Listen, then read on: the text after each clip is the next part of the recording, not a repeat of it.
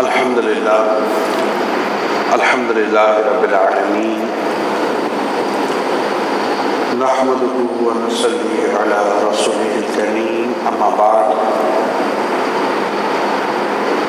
فاعوذ باللہ من الشیطان الرجیم بسم اللہ الرحمن الرحیم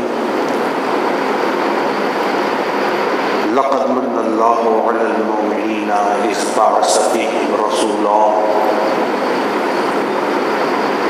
من انفسهم یتلو علیہم آیاتہ ویزکیہم ویعلمہم الکتاب والحکمہ وإن كانوا من قبل لفي ضلال مبين آمنت بالله صدق الله العلي العظيم وصدق رسوله النبي الأمين الكريم أما بعد وأحسن منك لم تر قط عيني وأجمل منك لم تلد النساء خلقت مبرعا من كل عيب كأنك قد خلقت كما تشاء۔ اللہ رب العزت کی دی ہوئی خصوصی توفیق کی بدولت ایک مرتبہ پھر جمعۃ المبارک کی ان مبارک ساعتوں میں اس کا ذکر کرنے کے لیے، اس کی یاد کرنے کے لیے، اس کے دین کی باتیں سننے کے لیے، سنانے کے لیے، اور اللہ رب العزت کی بارگاہ عالیہ میں سربہ سجود ہونے کے لیے ہم اور آپ اکٹھے ہوئے ہیں۔ اللہ رب العزت کی بارگاہ عالیہ میں دعا گو ہوں کہ اللہ رب العزت ہم تمام کا یہاں آنا، بیٹھنا، کلام کرنا، کلام سننا اور اپنی بارگاہ عالیہ میں سربہ سجود ہونا اللہ رب العزت قبول و مقبول فرمائے۔ ربیع الاول شریف سنہ ہجری 1443 بحمد اللہ تعالی جاری و ساری ہے، اور آج 8 ربیع الاول ہے، اور انشاءاللہ تبارک و تعالی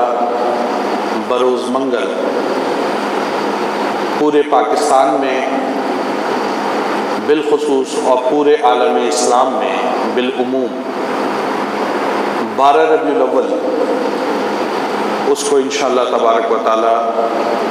مذہبی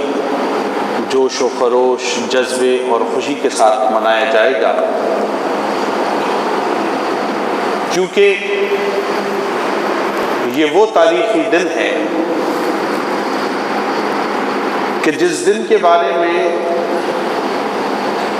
بحمد اللہ تعالی ہمارے مفسرین، محدثین، علماء، مشائخ، اولیاء سب کا اتفاق ہے کہ تاریخ دنیا کے اندر سب سے زیادہ عزت والا، فضیلت والا دن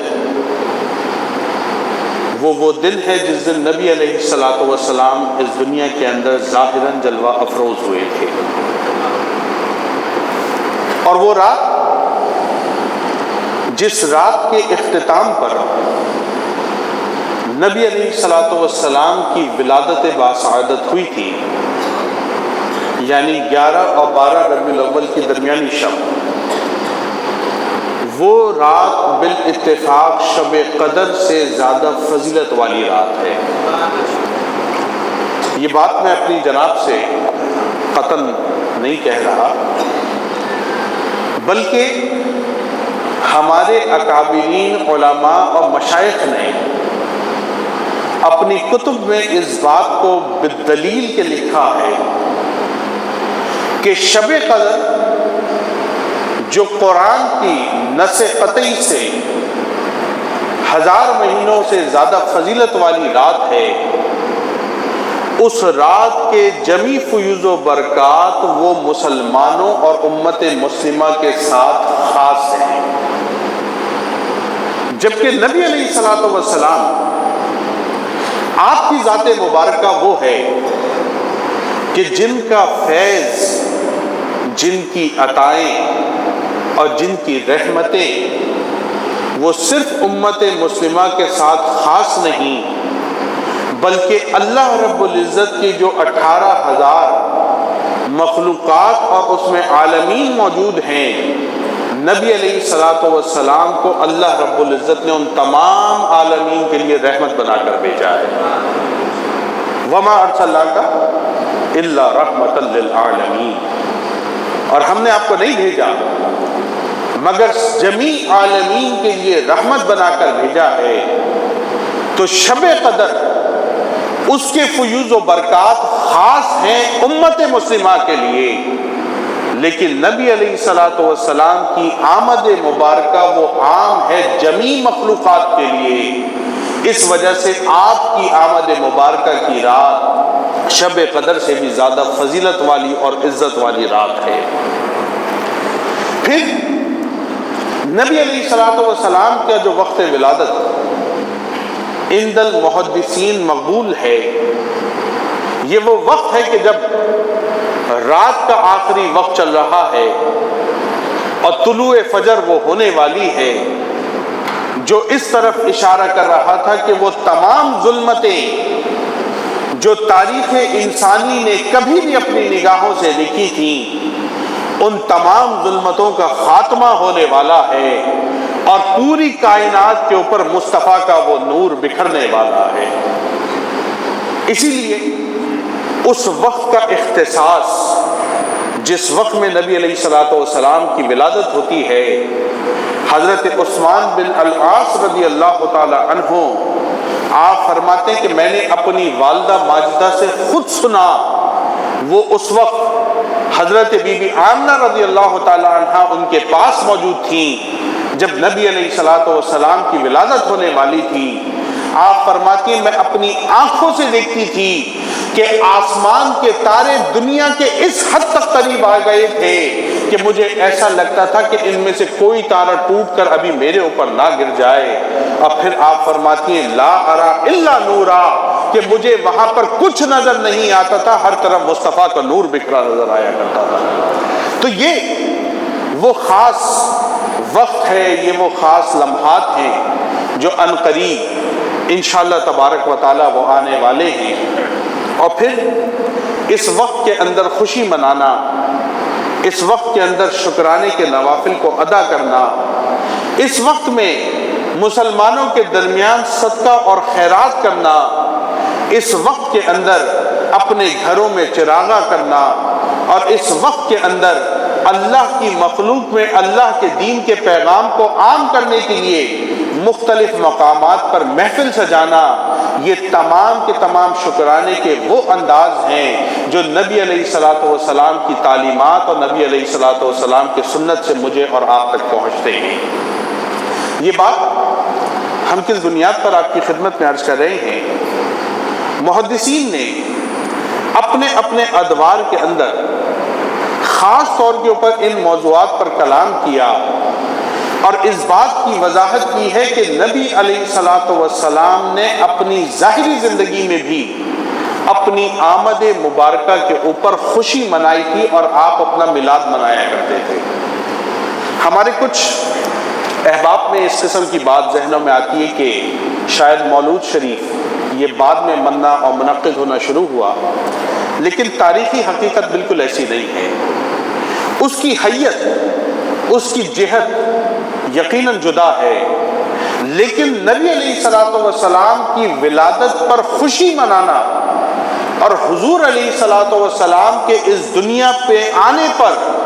مسرت کا اظہار کرنا، یہ وہ عمل ہے جو نبی علیہ الصلوۃ والسلام بذات خود اپنی زندگی میں کیا کرتے تھے اور اس دن کو منایا کرتے تھے۔ اور اس کی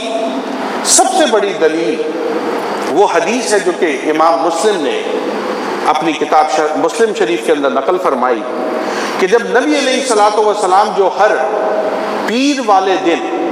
روزہ رکھا کرتے تھے، آپ سے ایک صحابی رسول صلی اللہ علیہ وسلم نے یہ سوال پوچھا کہ اے خدا کے رسول، آپ پیر والے دن روزہ رکھتے ہیں، اس کی حکمت کیا ہے؟ تو نبی علیہ الصلوۃ والسلام آپ نے فرمایا ذاک یوم ولدت فیہ، یہ وہ دن ہے جس دن اللہ رب العزت نے مجھے پیدا فرمایا تھا۔ تو نبی علیہ الصلوۃ والسلام اپنی ولادت کی خوشی میں پیر والے دن کا روزہ رکھا کرتے تھے، اور صحابہ کرام کو اس بات پر ابھارتے تھے کہ وہ بھی پیر والے دن کا روزہ رکھا کریں۔ پھر حضرت ابن حجر عسقلانی علیہ رحمہ، آپ کا وہ مشہور استدلال سبل الہدی والارشاد کے اندر موجود ہے کہ آپ فرماتے ہیں کہ میلاد کی حقیقت میں نے اس حدیث رسول سے پائی کہ جب نبی علیہ الصلوۃ والسلام آپ مدینہ طیبہ میں تشریف فرما ہوئے تو آپ نے دیکھا کہ وہاں کے جو یہودی تھے وہ 10 محرم الحرام کا روزہ رکھا کرتے تھے۔ فرماتے ہیں کہ نبی علیہ الصلوۃ والسلام، مشہور حدیث ہے، آپ نے ان سے دریافت کیا کہ 10 محرم الحرام کو آپ کیوں روزہ رکھتے ہیں؟ تو ان یہودیوں نے یہ جواب دیا تھا یہ وہ دن ہے کہ جس دن اللہ رب العزت نے موسیٰ علیہ السلام کو فرعون کے لشکر سے نجات عطا فرمائی تھی، ہم اس کے شکرانے کے اندر روزہ رکھتے ہیں۔ تو نبی علیہ الصلوۃ والسلام آپ نے ارشاد فرمایا پھر موسیٰ پر تم سے زیادہ ہمارا حق ہے، اور پھر نبی علیہ السلام نے خود بھی 10 محرم الحرام کا روزہ رکھا، اور صحابہ کرام کو بھی اس حوالے سے تلقین فرمایا کہ وہ 10 محرم الحرام کا روزہ رکھا کریں۔ آپ فرماتے ہیں ابن حجر عسقلانی علیہ رحمہ، آپ فرماتے ہیں اس کا مطلب یہ ہوا کہ خوشی کے دن اس کو متعین کرنا، یہ بھی حدیث رسول سے ثابت ہے کہ 10 محرم الحرام کا دن متعین کیا گیا، اور اس کے ساتھ ساتھ اس دن کو گزرے ہوئے صدیاں گزر گئیں، یعنی موسیٰ علیہ السلام کو فرعون کے لشکر سے نجات حاصل ہوئے میں صدیاں گزر گئیں، اس کے باوجود یہود نے بھی اس دن کو جاری و ساری رکھا، اور نبی علیہ الصلوۃ والسلام نے بھی اپنے حق کو جتلا کر اس دن کو خوشی کا دن قرار دیا۔ تو فرماتے پھر نبی علیہ الصلوۃ والسلام کی ولادت یقیناً موسیٰ علیہ السلام کے فرعون کے لشکر سے نجات والے دن سے زیادہ فضیلت والے دن کی یاد ہے، اسی لیے اس دن کے اندر خوشیاں منانا، لوگوں کے اندر صدقہ خیرات کرنا، اللہ کی طرف اور اللہ کی مخلوق کو اللہ کے دین کی طرف بلانے کے لیے محفل میلاد کرنا، یہ سارا کا سارا اس حدیث سے ثابت ہے، اور ہم تمام کے اوپر یہ حق ہے کہ ہم نبی علیہ السلام کی آمد پر خوشی منایا کریں۔